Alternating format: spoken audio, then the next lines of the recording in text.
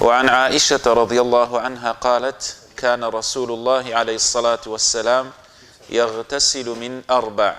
من الجنابة ويوم الجمعة ومن الحجامة ومن غسل الميت. دەڵێ پێغەمبەری خوا عەلەیهی سەڵات وەسەلام غوسلی دەکرد، خۆی دەشۆرد لە 4 شتان، لە جەنابەت، لە شپیسی، لە ژگرانی و ڕۆژی جومعەش و کاتێک حیجامەشی دەکرد و کاتێک کە مەیتێک شۆرا با یاخود شۆرد بای. ئەم فەرمودەیە ضەعیفە، زۆر زانایان لەسەر ناکەن، بەڵام دیارە ینی هەم سونەتەکان و هەم واجبەکانیشی تێکەڵ کردیە، بەڵام دەڵێ پێغەمبەری خوا وای دەکرد، نافەرموێ ئەمر دەکایە خۆ زۆرێک لەو جۆرانە، بەڵام بەگشتی فەرمودەکە ضەعیفە، لە لای زانایان زۆر کاری لەسەر ناکرێت. یەوم الجومعەتی و حیجامە و ئەوانە هەمووی سونەتە، بەس دیارە جەنابەت واجبە. فرمودي دواي أو وعن أبي هريرة رضي الله عنه في قصة ثمامة بن أثال أم كابرا يمنيك سركردو بيشوايك بو پیغمبری خو علیه الصلاة والسلام درجی بسر هاتك إلى صحيح مسلمة أبي هريرة بما دجيرته دفرم پیغمبری خو علیه الصلاة والسلام مجموعة خلق يتناد لبو نجد أم پیاویان هنا لبني حنيفة پیدا گوترا ثمامة بن أثال سيد أهل اليمامة، قوري أهل يمامة بو صحابة كانش كاته هنايان بستايان وب دینگەیەک لە دینگەکانی مزگەوت کاتێک پێغەمبەری خوا عەلەیهی الصلاة والسلام هاتەکنی فەرمووی ماذا عندك يا ثمامة، چ لە لای تۆیە ئەی ثمامە؟ ئەویش وەڵامی داوە فەرمووی عندي يا محمد خير، فەرمووی لە لای من خەیر و چاکە هەیە، ئین تەقتل ذا دەم، ئەگە تۆ من بکوژی ئەوە بزانە دەبیە دوژمنی من خەڵکانێک هەیە تۆڵەم بسەنەوە، وئین تنعم على شاكر، ئەگە بشتەوێ چاکەیەکم لەگەڵ بکەی ئەوە سپاسەکەی وەردەگری، وئین كنت تريد المال فسل تعطي منه ما شئت، ئەگەر داوای پارەش دەکەی ئەوە چ داوا دەکەی ئەوە دەدرێتێ. دواتر 3 جار ئەم حادیثەیە بەسەر هاتە دووبارە دەبێتەوە پێغەمبەر پرسیاری دەکە ئەو بە هەمان شێوە وەڵامی دەداتەوە. دواتر پێغەمبەری خوا عەلەیهی الصلاة والسلام دەفەرمێ ئازادی کەن، کاتێ ئازادی دەکەن دارخورمایەک لەوێ نێزیکە تاکو دارخورمایەکەی دەڕوا و دەگەڕێتەوە و مسلمان دەبێت. پێغەمبەری خوا عەلەیهی الصلاة والسلام دەفەرمێ بڕۆ خۆت بشۆ و شادەی بێنە. ئەوە بەسەر هاتەکەی بە کورتیە جینە ئەوە یەک لاپەڕە لە صحیحی مسلم بە درێژی باسی کردە دواتر کە دەڵێ پێش ئەوەی تۆ ببینم وجه و جەمالی تۆ یاخود دەموچاوی تۆ ئەی پێغەمبەری خوا عەلەیهی الصلاة والسلام ناشرینترین دەموچاو بوو لەسەر کوڕەی زەویلەک نەمن، بەڵام ئێستا جوانترین دەموچاوە و دینی تۆ لە هەموو دینێک زیاتر ڕکم لێ دەبەوە، بەڵام ئێستا خۆشەویستترین دینە لەلام، شاری تو مەدینە لە هەموو شارێک لە لای من وەکو دەڵێ دەم بغزاند و خۆشم نەدەویست، بەڵام ئێستا مەدینە خۆشەویستترین شارە لەلام. دوایە کە دەگەڕێتەوە بۆ عومرە هات بوو، دەگەڕێتەوە مەکە عومرە بکە، خەڵکەکە دەزانن کە مسلمان بۆ دەڵێن ئایا ئەتوش لە دینی باب و باپیرانت هەڵگەڕایە بوویە سابیئە، ئەویش دەرێ نەخێرە مسلمان بوویمە. دوایە سوێندی دەخوا دەڵێ گەنم لە لای مە بۆ ئێوە دێ، دیارە ئەو کاتی گەنم لە یەمامە بۆ مەکەی دەهات، دەفەرمێ وەڵڵاهی هەتا پێغەمبەری خوا ڕێنەدا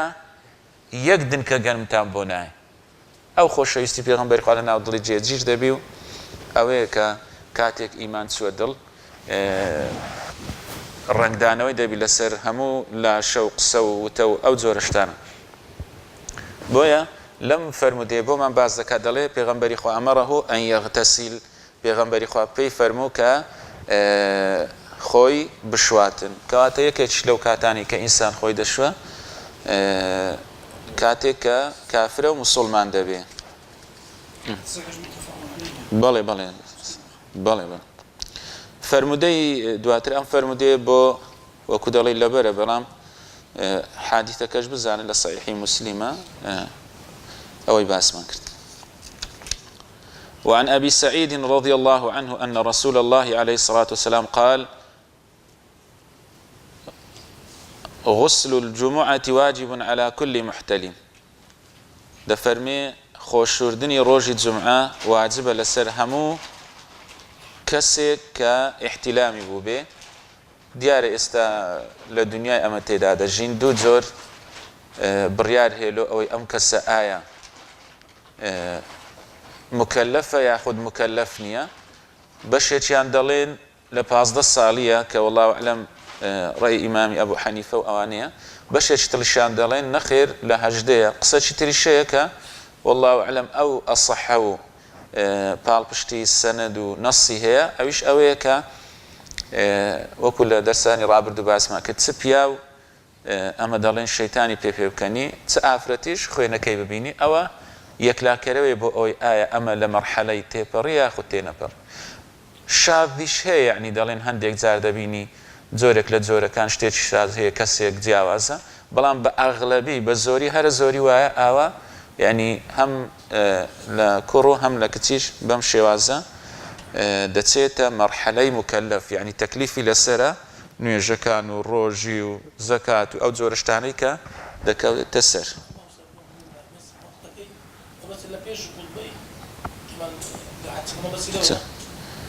بەڵێ بەس ئەمە بەستم زیاتر لە محتەلیمی نە شوێنەکەی دەڵێن باشترین شوێنی بەیانیەکەیە هەندێک دەڵێن اختلافەیە هەندێک دەڵێن نە پێشی وتاریە بچە جومعەی مهم سنەتێکە پێغەمبەری خوا عەلەیهی سەڵات وەسەلام دایهێناوە بەم فەرمودەی ڕابردوو لەگەر ئەم فەرمودەیە و لەوانەیە فەرمودە چ تریش دێ باز دەکات زانایان بە هەمووی دەڵێن دەتوانین بڵێین واجب نییە چونکە ئێستا لە فەرمودە چتر دێ دەڵێ واجبە ئەر لەو فەرمودەی باسی کرد زانایان دەفەرمون بە کۆکردنەوەی فەرمودەکان بۆمان ڕۆن دەبێتەوە کە سونەتون مؤکەدە یعنی سنەتێکی مؤکەدەیە کەسێک ئەگەر کرد گوناهبار نابی بەڵام خێرەی زۆر لەدەست دەدا بەڵام هەندێک لە مەذهەبەکان دەڵێن مادام وشەی واجبی بەکارهێنایە ئەمە دەڵێن واجبە ئەجینا وەکو زانایان دەفەرمون سنەتێکی اعتیادی نییە واجبیش نییە سنەتێکی مؤکەدە واتە پێغەمبەری خوا زۆر تەکیدی لەسەر کردوتەوە ئەم زیات لەسەر ئەو محتەلیمی قسەم کرد کە چۆنی احتیلامی دەبی ئەو ڕەئیانە نە ئەوی تر ثمامي كري أثال وعن سمرة رضي الله عنه قال قال رسول الله عليه الصلاة والسلام من توضأ يوم الجمعة فبها ونعمت هر كسيك روجي الجمعة روجي هيني عندك لكردواري خمان دارين زعمة بلام أويش هاتية يعني لقاموسي سير ما كردالي أويش هاتية هم زعمة هاتية هم جمعة هاتية وبيشي قترايا يوم المزيد لنا عربة كان ئەو کاتیش هەروە بوو ینی ڕۆژی جومعە تایبەتمەندێکی هەبووە جیاوازتر بۆ لەگەڵەوان دوای ئیسلامەتی ئیقراری کردیە جەژنێک ینی وەکو لە فەرمودەی سەحیح داهاتە جەژنی هەفتانەیە ینی بەڵام ئەوە نییە برێ وەکو ئەوەکانی تر خوتبەی تایبەتی بەخۆی هەبی وەکو جەژنەکان خوتبەی هەیە بەڵام وەکو ئەوان نییە یاخود وەکو دۆقەکردن و ئەو جۆرە شتانە بەڵام هەر وەکو شعائیرێک وەکو جەژن حیساب دەکرێت پێغەمبەری خوا دەفەرمی هەر کەسێک ڕۆژی جومعە دەستنوێژی شوشت ئەوە شتێکی باشە و سنەتێکی جێبەجێ کردێ ومن اغتسل فالغسل أفضل هەر کەسێکیش خۆی شورد خۆشوردنەکە باشترە یعنی ئێستا لێرە ئەفضل لەوێن دەرواجب زانان دەفەرمن بۆ کۆکردنەوەی ئەم فەرمودانە دەڵێن سنەتێکی مؤکەدە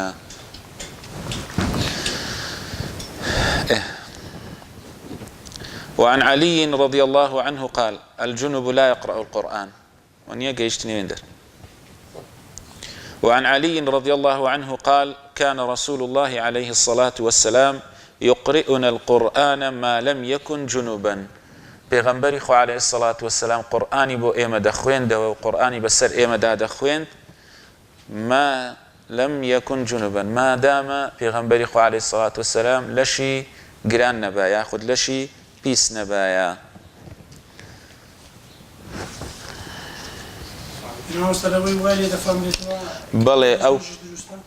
بەڵێ دواتر حەدیثەکە هەر حەدیثی تر پاڵپشتی دەکاتن کە پێغەمبەری خوا عەلەیهی سەڵات وەسەلام ئەوەی کردووە بەڵێ ئەوەی ئەم حەدیثە مەفهومەکەی لێ وەردەگیرێ کە پێغەمبەری خوا عەلەیهی سەڵات وەسەلام کاتێک قورئانی خوێندووە بەسە سەحابەکاندا سەحابەکان ئەگەر نەهاتبێ پێغەمبەری خوا زانیوەتیان کە لەوانەیە لەشی گرانبی ئاوا زانایان دەفەرمون ئاوایە لێ کە ضەعیفی شەو کە زانایان قسەیان لەسەر کردیە حکمەکەی زۆر لێوەرناگیرێ بەڵام ئایەتمان هەیە ئین کنتم جونوبەن فەطەهەڕوا ئەم ئایەتە یەکلاکەرەوەیە کە دەبێ ئینسان خۆی بشوە لە کاتێک ئەگەر لەشی گران بوو و قورئانیشی دەخوێن بەڵام ئەوەتان لە یاد نەچی جیاوازی هەبوو لە نێوان پیا و ئافرەت وتمان بۆ ئافرەت حەدیثێکی ثابتی صحیحمان نییە دواتر چوومە وەکو دەڵێ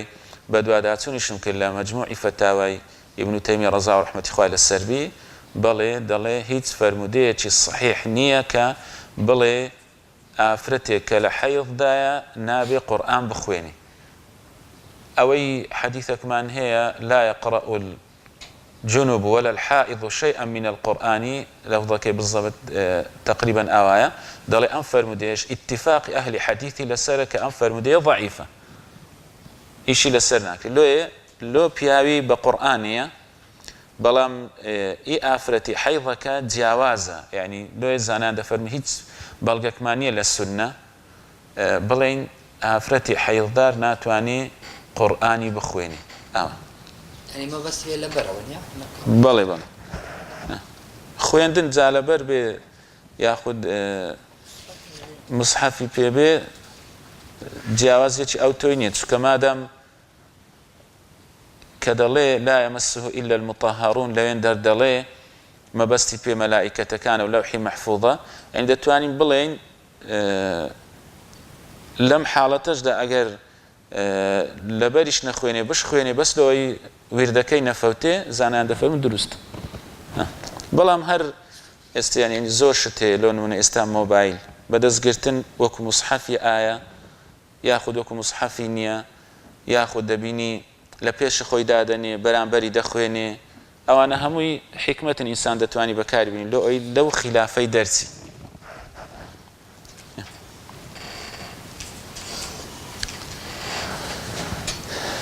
حديثة ترمان هي كدلي اقرأوا القرآن ما لم تصب أحدكم جنابة فإن أصابته جنابة فلا ولا حرفا واحدا أم حديثة موقوفة واتلسر صحابة راوستاوة قصي صحابية بويا هرد قرينو سر آياتك إن كنتم جنوبا فطهروا الوضوء لمن يريد معاودة أهله عن أبي سعيد الخدري رضي الله عنه قال رسول الله عليه الصلاة والسلام إذا أتى أحدكم أهله ثم أراد أن يعود فليتوضأ بينهما وضوءا لنيوان دو تون لاي خيزاني سنة إنسان دسنويجيك بشواتوا زانان دفرمون يك لحكمة كان أويا رطوبتك سارديك ياخد وكو دلي چی پێ دەڵێن ئەوەی ئێستا پێی دەرێ فۆرماتێک دەگاتە جسمی ئینسانی ئەگەر کاتی دوایی چوونەکەن خێزانی هەر شوێنێکی تەڕ بکە یعنی تەسیر و کاریگەری دەبی لەسەر هەموو لاشەی لۆیە دەڵێن ئەوەی کە پێغەمبەری خوا فەرموویەتی یەکێک لەو حیکمەتانە ئەوەیە هەندێکی دەفەرمون حیکمەتەکەشی تێدا نەبی مادام پێغەمبەری خوا بۆ خۆی جێبەجێ کردووە یەجوز و دروستە لە بینی دوان یان لە یەکیش بی دووبارە بچیەوە هەردووشی دەبێت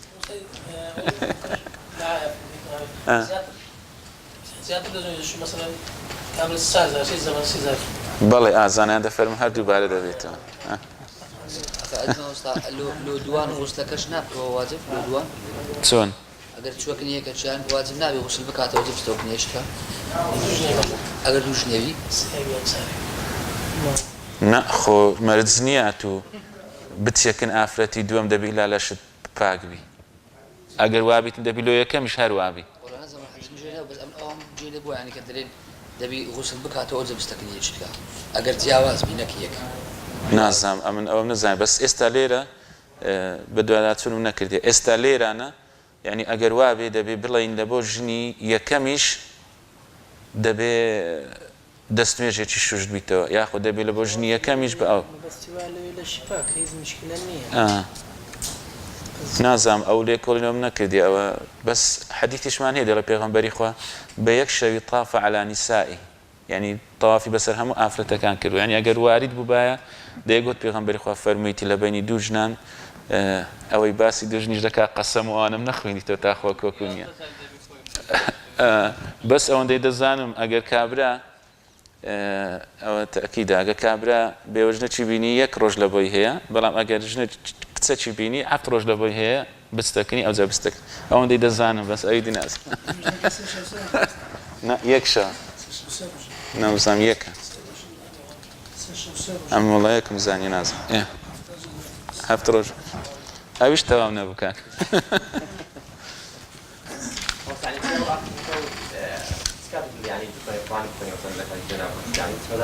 هیچ متاتیان خۆ دەری وإن كنتم جنبا فطهروا آية توا يعني للسنة نيتمان بڵێ ئەم ئاەتەی تەفسیل کە یاخود وەکو برێ ئەم عامەی تەخسیس کابرێ لە کاتەچی بەڵام زانان دەفەرمون ئی ئافرەتی لەبەرەوەی نیتمان اعتیادی ئەگەر بشخوینی چونکە حەدیثێکی صحیح چۆن بەڵێ ئەو زانایان زیاتر لەسەر ئەو ڕەئیەینە قەولی ئەصەح وایە ئەگەر دەستنوێژیشی نەبێ اعتیادی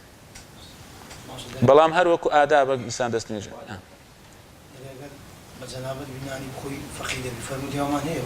نەمزانیە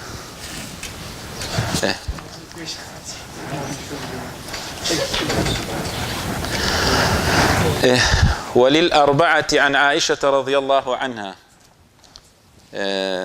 دايكمان عائشة بما دجرته كان الرسول الله صلى الله عليه وسلم ينام وهو جنب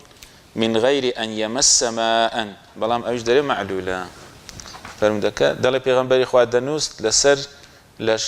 گرانی به اوی دز بدات او يعني مبستی اویات خوی بشوا ت دسنیش دیار لیره دسنیش نشتو پیغمبر علیه الصلاة والسلام بلام ام فرموده چتر حلیده کادر کان پیغمبر خوا علیه الصلاة والسلام يجنب من الليل ثم يتوضأ وضوءه للصلاة حتى يصبح ولا يمس ماء دل پیغمبر خوا کاتک لەشەودا تووشی جەنابەت دەبوو دەستنوێژی دەشوشتەوە وەکو دەستنوێژی نوێژ حتا بەیانی بەڵام هیچ ئاوی بە خۆی دانەدەکرد یعنی وەختی بەیانی پێغەمبەری خوا عەلەیهی سەڵات وسەلام خۆی دەشوشت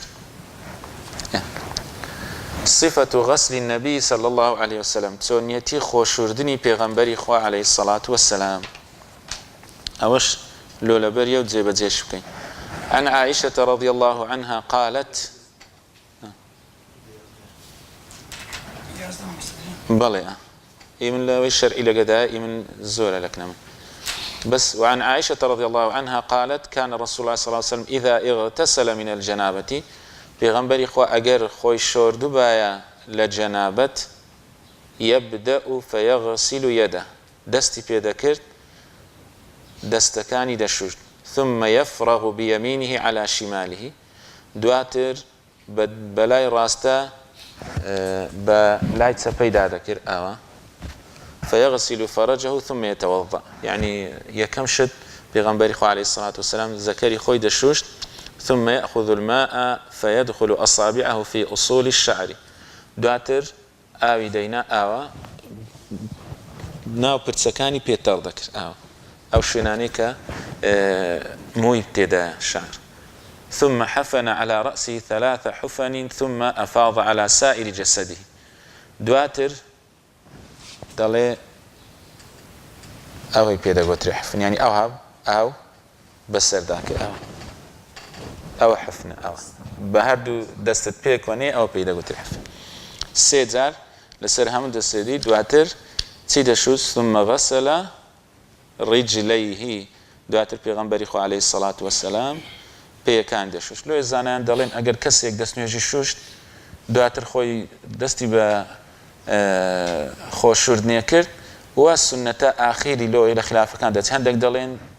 تەواوە دەستنوێژی چووکە پێشی لەگەڵ غوسلی گەورە دەشورێ هەندێک دەڵێن نە لەبەر ئەوەی تەرتیبەکەی لە قیزدایە دەبێ ئیلا دواتر پێیەکەی بشواتن بە ئاخیری بە تەنیا بەڵام زانایان دەفەرمون زیاتر دروستە کابرا ئەگەر پێشی نەشوشت بەڵام ئاوی گەیشتێ و تەڕ بوو ئەوە لە بۆی دروستە هەتا دەڵێن ئەگەر کەسەکە خۆی شورد دواتر ڕاست نوێژی کرد پێویست ناکە بچی دەست نوێژی بسووا لە بۆ دەست نوێژی بشوا لە بۆ نوێژە چکات و حەدەتی گەورەت هێناوتە دی و خۆش شوردووە ئێستا پاک بوویەوە وەکو ئەوەی وایە چکە لە هەندێک فەرمودەکان وەکو تەوەضەعی بە مانای غوسل هیناوە هەندێک شوێنان بە مانای ئاوەکەی هیناوە ئاوەکەی غوسلی لێ زانیان دەفەرمون والله ئەعلەم ڕەئی هەیە کە کەسەکە خۆی شورد دواتە دەستنوێژیش نەشواتەوە احتیاطیە بەڵام ئەوەی ئێستا باسمان کرد ئەوە سونەتە ئەتو پێشی خۆشوردنەکەی دەستنوێژی بشۆی خۆشوردنەکەی ناولەتی بۆ زەکردنەکەی ئەنە بەرزە واللهی نازانم ئاخە خۆی کە ئینسان خۆی دەشواتن ئاگای لە خۆی بەس نازانم ئەگە دەست بێ بکە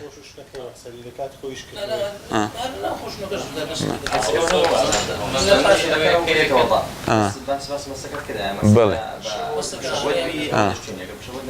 طبعا مادام ئەو حەدیثەمان بەبیر هاتەوە من مەسە ذەکەرەوە فەلیەتەوەضە یعنی لەوێن دەریش دەشتین چکە بغەیری حائل باز دەکەن مادام بغەیری حائل باز دەکەن مادام بغەیری حائل بی بەڵێ دەشتین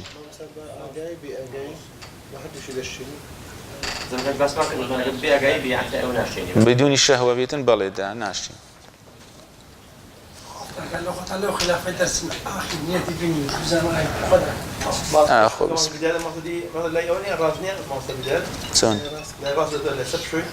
بس بتسبي براستي ذاكر أو هك كواتي راي راستي دسبيك هلا خوي لين درد زاني شرط عائلة الوركي وجيه التربية ما وسائل زارة واجب وجيه التربية أو لما تبي إمام مالك أو أنا واجبة شو كبيغمبر أمري بيا كده بلا مذهب إمام الشافعي وأنا دفرم السنة بلي شو حديثك بازك يتمضمأ ثلاثا يستنشق ثلاثا أو جاء أنا همي بازك أو أنا ما دام أوابي دبي بشوى لا دستنيجنا كش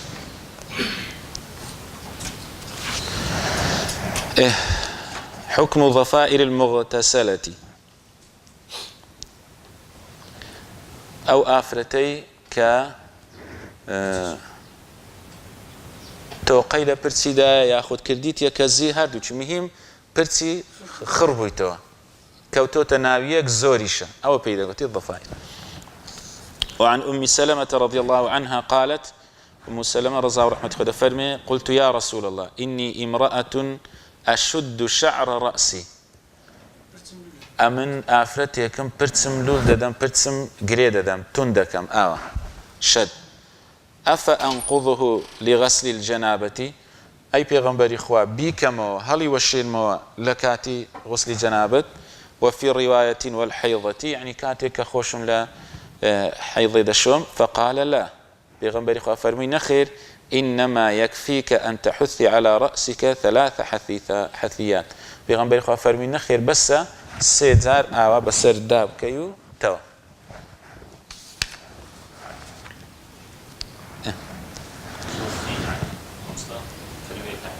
دەڵێ ملء الكفين من أي شيء كان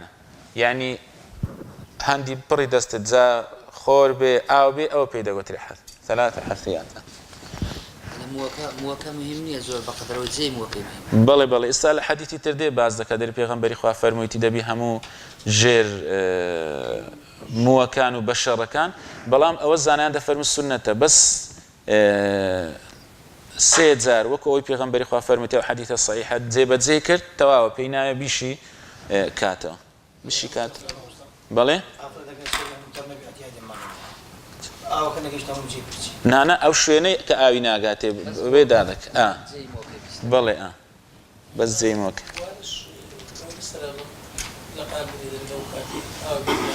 نا ئەو أن يعم جميع الشعرة والبشرة أو زيادة لما دبي إمام الشافعي أنا باسيان كردية كدالين دبي همو شوينة كان ياخد زاري وهي دالين دبي أو بيني دو جوزينجا كان أو بني دبي همو آوي تركي بشت سوتشي زانا عند فرمون ما جعل عليكم في الدين من حرج يعني أولني أتو أو توندي كي مهم أتو بشوازك للجواز كان طبيعي خود بشو بيناوي زور خوش توشي وسوسك خوش توشي لاك إلا دبي إلى التربية أو نبيتن يعني دلين أجر إنسان حولي دا بجوري أندازة زي بذكر ئەویتر گوناهی لەسەر نیە بەڵام کەم تەرخەمی تێدا نەبی یعنی بۆ نمونە کابرا دەچێت غوسلی جەنابەتی لەسرە بە 2 دقیقە ڕاست بێتە دەرێ ئەوە بی نەکۆکو ئەوەش بچیتن ئەوەندە ئاوی بە خۆداکە بەشی جیرانانیش ئاوی نێری لۆ نە ئەوە نە ئەوە وەسەت لۆ ئەگەر جاری و هاش کابرا ینی شوێنێکی لێ تەڕ نەبوو ئەوە نەبوو زانایان زۆر ئیشکالەتیان دروست نەکردن وەکو حەدیث و ئەوانە نەمبزانیە بەس ئەوەی حەدیثەکە ئێستاوە باز دەکا کە ئەگەر بێ بابی قیاس کە چی پێ دەڵێن پرچی پێویست نەکە ئەوەش دیارە شتێکی ئەتیادێ پێویست نەکە یان ئەم حەدیثم گوێ لێ نەبوو یاخود خوێندبمان کە باسی گوارە ئەو جۆرە شتانە بکە بەس ئەوەی کە خوێندمان دەڵێ لە مەذهەبی ئیمامی شافعی دەردەبی هەموو بنموەکان و بەدەن و بەشەڕە دەبی هەمووی پیستەکە دەبی هەمووی تەڕبی بەڵام زانایان دەفەرمون دائما جیاوازی شێ لە بینی ئیمامی شافعی وەکو خۆی لەگەر ئەشافعیە کە باز دەکرێ وەکو مەذهەب ئیمامی شافعی بەخۆی نا بەس شافعیە وەکو مەذهەب تونترین مەذهەبن لە سەڵات و لە تەهارە یعنی زۆر زۆر توندن بەڵام زانایان دەفەرمون کە گوتت ئەشافعی یعنی ئەوانەی شوێنکەوتو ئیمامی شافعینە ئەجینا خۆی ئێستا ئەوانی شوێن کەوتوینە تەڵەبە و ئەوەکانی کە ئەویان نووسیتەوە مەذهەبەکەویان نووسیتەوە ئەجینا ئیمامی شافعی دەڵێن زیاتر ینی لە وەکو دەڵێ لە تەهارە و سەڵاتی مەذهەبی ئیمامی ئەحمەد و ئەوانە نزیک بووە زیاتر ئیشی بە حەدیث کردووە و وەکو دەڵێ أقرب مذهب إلى السنة إمام الشافعي خودي خوي يعني خودي إمام الشافعي نك بلي أواني كشفين كوتو إمام الشافعينا لو يتجاوز يك يستابرو كتابي رسالة وأنا بخوينه تجاوز يك زور دبيني دقر كتابة كاني تركا أما خوين ديتمانو باز ذكري لو زانان دفر من الشافعي جدا لقى الشافعية استابون منا أوان لزوبي برتوكا كان نقل يان كرديا ك دەبێ ئیلا دوو بانگی نوێژی ڕۆژی جومعە بەڵام ئیمامی شافعی ئیبن عەبدولبەر کە مالیکیشە لێی نەقل دەکا دەڵێ فەرموویەتی وأحب أن يكون الآذان واحدا عندما يصعد الخطيب على المنبر دەڵێ پێم خۆشە لام زۆر خۆشەویسترە یەک بانگ بی کاتێک منبەر خەتیب دەستە سەر منبەری دەڵێ یەک بانگ بی باشتر ئەوها ینی ڕەیەکەی وایە هەتا ئەوەی ئەمن کە جمعە و جێژنە لە یەک ڕۆژی کۆ بێتەوە ئایا دەکریان ناکریش خلافەتی زۆر دروست بوو کە گوتیان ئیمامی شافعی فەرمووتی لە ئیمامی مزەنی لێی نەقل دەکاتن کە نزیکترین شەخصی ئیمامی شافعیە کە زانان دەفەرمون ئەو بوو پاراستی لە دواوی ئەوانی تر هاتن ئیمامی مزەنی دەفەرمێ ئیمامی شافعی فەرموویەتی ئەگەر دوو جێژنە کە تا ڕۆژی جمعە بەس بەیانیەکە ئەوەی کردی جمعەیە و جمعەشی ئەتیادیە ینی فتوایەکەی نەقل دەکات نەقلمان کردیە گواستماتمانەوە خەزممان کردی لۆ یعنی جیاوازیەکی هەیە لۆ ئەوانەی کە دەبینی مامۆستایەکان یاخود ئەمەی کە خوێندیتمان زۆر دەڵێن ئیلا دەبی ئاوا بێ ئەوە زیاتر وەکو دەرێ متەئەخیرەکانی مەذهەبی ئیمامی شافعی ئەگەنە ئیمامی شافعی زیاتر لەگەڵەوەی ئەوەندی کرا جێبەجێکە ئەوەندی تر معفو عنه دروستە بله نوێژی جەژن سنەتێکی موەکەدەیە بله بەس نوێژی جومعە واجبە کە دوایە ئەو ڕەبتە کو دەبێتی نوێژی جێژنە ئاخە نوێژی جێژنەش واجبە لە مەذهەبی ئیمامی شافعی موەکەدە نییە ناڵێم ئێستا ئەوە ئیمامی شافعی دەفەرمێ نوێژی جێژنە واجبە بە هەمان شێوەش لەگەڵ جومعەی ئاخە ناڵێم دیسە ئاخە ناڵێم ئەوە ئیمامی شافعی دەفەرمێ واجبە بەڵام ئەوانی متەئەخیرەکانی ئیمامی شافعی دەفەرمێ سونەتی موەکەدەیە چونکە پێغەمبەر قەت تەرکی نەکردووە کە تەرکی نەکردووە دەڵێن واجبە ئەوە هەموو شتمە بیر نما بەس ئەوە وەکو دەڵێ وەکو نیمچە بەحسێکمان لەسەر کردبوو هەموو ئەوەمان کرد یەک دو سێ مامۆستا بووین نیمچە بەحسێکی بچووک بوو گەیشتینە ئەو ئاستەی کە کابرا نەشێتەوە اعتیادی عن عائشة رضي الله عنها قالت قال رسول الله صلى الله عليه وسلم إني لا أحل المسجد لحائض ولا جنوب دەفەرمێ پێغەمبەری خوا ئەمن بە حەڵاڵی نازانم و حەڵاڵی ناکەم بۆ کەسێک کە بۆ ئافرەتێک کە لە حەیضدایە بچێتە ناو مزگەوت و ژنیش کە جەنابەتی لەسرە. ئێستا وشەی بەڵێ بەڵێ ئەو زانایان دەفەرمونون کە فەرموویتی حائض لە ترسی ئەوەیە کە لە ناو مزگەوتێ بمینێتەوە خوێنی پێدابێتن شوێنەکە پیس بکە چکە دەڵێن مرور تقریبا شتەکی تێدا هەیە هەندێکی دەڵێن مرورەکەش ترسی ئەوەی هەیە کە ئەم ئافرەتە تەلویثی مزگەوت بکە مزگەوت پیس بکە دەرە مرورەکەش دروست نییە وەکو ئاەتەکە لە فەرمی الذين آمنوا لا تقربوا الصلاة وأنتم سكارى حتى تعلموا ما تقولون ولا جنبا إلا عابري السبيل حتى تغتسلوا لەوێ عابری السبيل جیا کردوتەوە لەوێ دەڵێن لەوێندەر چ ئافرەت بی چ پیاو بی بەناو مزگەوتی دەتوانی دابڕوە بەڵام مانەوە دروست نییە. بەڵام ئەوەی مەبەستمە لێرە لا ئوحیلو